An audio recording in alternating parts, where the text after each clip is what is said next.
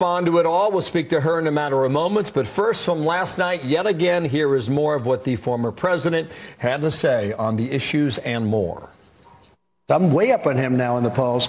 And frankly, I think we have an obligation. When you have the final Republican, the final Democrat, you have the two people you have to debate. We had the safest border we've ever had. Now we have the most unsafe. We have the worst border in the history of the world. There's never been a border of any country anywhere in the world that's been like Biden. All Biden had to do is stay at the beach. But he canceled everything. Remain in Mexico. Catch and release. We have catch and release, but we had release in Mexico. They're sleeping on Madison Avenue. They're sleeping on Fifth Avenue. It's horrible what's going on. I think there's a chance to win New York. The people are very, very unhappy. Letitia James is horrible attorney general in New York. Campaigned on I will get Trump, I will get Trump. We went through a trial. It turned out we're totally innocent on everything. And he fined me $355 million plus interest and other things. This is all coming out of the White House. This is all, everything that you see, whether it's that one or the DA. You know, in the DA's office, in Bragg's office, he has his top people from the DOJ working in the district attorney's office in New York. Nobody knows that. Everything is coming out. This is all election interference. They're trying to damage me so they can win another election. I know they usually use the word revenge. Will there be revenge? My revenge will be success. I've become an expert at law. If I didn't run, I wouldn't have any of these lawsuits. You know that. None of them. They would have gone on to the next. And look, Nikki has no chance. But if she ever did, they would go after her the same way. And let's bring in presidential candidate Nikki Haley. It's great to have you here this morning. We find you in Greenville, South Carolina. We're just have 3 days till that primary. I was reminded of something you said on January 28th. This is from a Meet the Press after New Hampshire. Watch here. What I do think I need to do is I need to show that I'm building momentum. I need to show that I'm stronger in South Carolina than New Hampshire. Does that have to be a win? I don't think that necessarily has to be a win, but it certainly has to be better than what I did in New Hampshire, and it certainly has to be close. I wanted to ask you about that because you lost to Trump by 11 points in New Hampshire. The polls show that you're down quite a bit more than that going into the South Carolina. What do you mean when you say that you need to do better than New Hampshire in South Carolina? Our goal needs to be, being competitive. And I'll tell you, the only poll that really matters, I know people love to talk about polls. They said I was 30 points down going into New Hampshire, and that didn't happen either. The only poll that matters is going to be the one on Election Day. And we had hundreds of people in Clemson, South Carolina last night. We had hundreds of people in Rock Hill prior to that, 1,300 people in Daniel Island. Our crowds are big. The passion is high.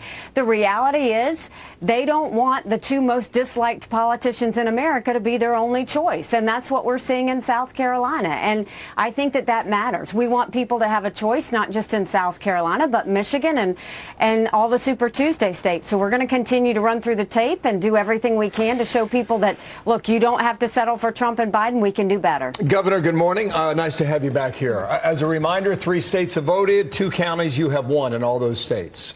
You did an extended interview with the Associated Press, and your answer was, instead of asking me what states I'm going to win, why don't we ask how he's going to win a general election, meaning Trump, after spending a full year in a courtroom? Question is this. Do you see yourself as an insurance policy in the Republican nomination? Well, what I see myself is making sure that we as Republicans do everything we can to win. Look, he's already had, I think, 3 verdicts against him now, over $500 million he's going to have to pay. All he talks about is these court cases. He's not talking about the American people, and it's a problem. He's going to be in court March, April, May, and June. By his own words, he's going to be spending more time in a courtroom than he will on the campaign trail. That is not how Republicans win. We can't win if Donald Trump is the nominee. I will say this until my last breath. It is not about who wins the primary. It's about who wins the general election. We can't change this country if we don't win. And poll after poll shows he can't win, but also all he does is he's completely distracted about himself and these court cases and revenge and all that goes with that.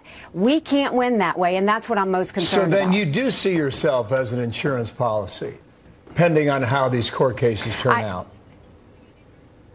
I very much see myself as a Republican option that people can realize when you see Donald Trump can't win and you know that we have to turn this country around, then I am your alternative. That's what I've always tried to say is, look, let's get somebody who can win. When I defeat Biden by double digits, when I win swing states over Biden, that's how you win a general election. You don't win a general election sitting in a courtroom. You don't win a general election where you're taking the side of Putin over our allies who stood next to us at 9/11. You don't win an election by mocking military members. You don't win an election by refusing to debate. You don't win an election by calling people names. That's not going to work. You win an election by touching hands, answering questions, and guess what? Making it about the American people and not about yourself. It is the problem Donald Trump has. It's the problem Joe Biden has. It's the reason over 70% of Americans don't want Trump or Biden. One of the things that he has brought up is that he believes that your support is coming from Democrats. Listen to him here. This is last night.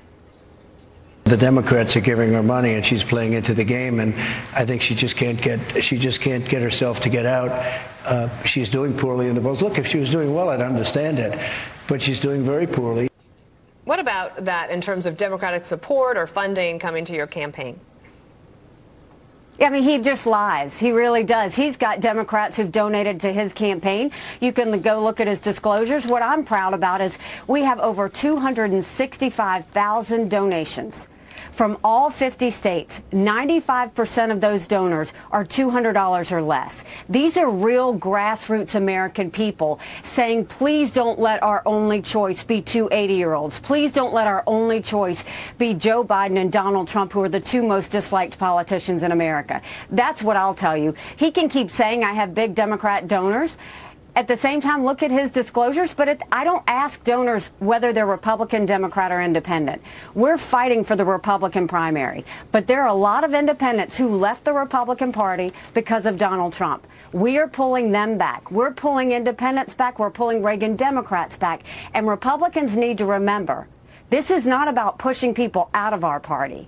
This is about bringing people into our party. That's how we win an election. And that's why I do well with everybody, not just Republicans, not just independents. Let's just go back in the courtroom a moment. The other thing you said yesterday, how in the world do you win a general election when these cases keep going, the judgments keep coming? The evidence suggests otherwise. The evidence suggests in the polling that the more times he shows up before a judge, his numbers go higher.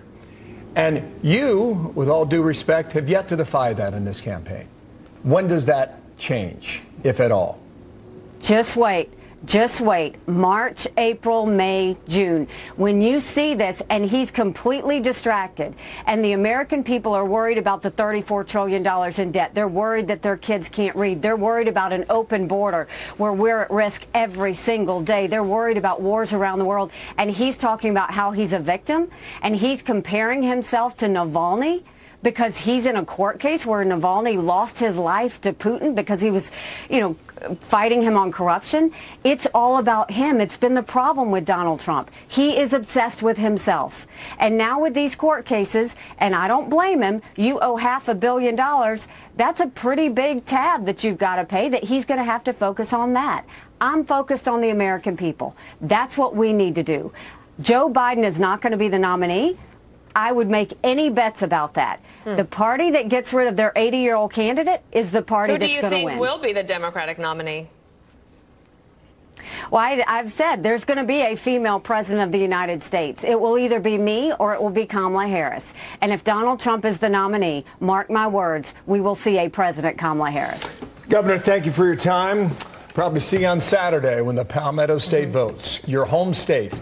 Thank you. Look forward to it. Thank you, guys. Thank you. Nikki Go to Haley. NikkiHaley.com. You got it. Our coverage begins Saturday night, 7 o'clock Eastern with Brett and Martha, as you just saw there. And Nikki Haley, thank you. We'll talk again. Thanks.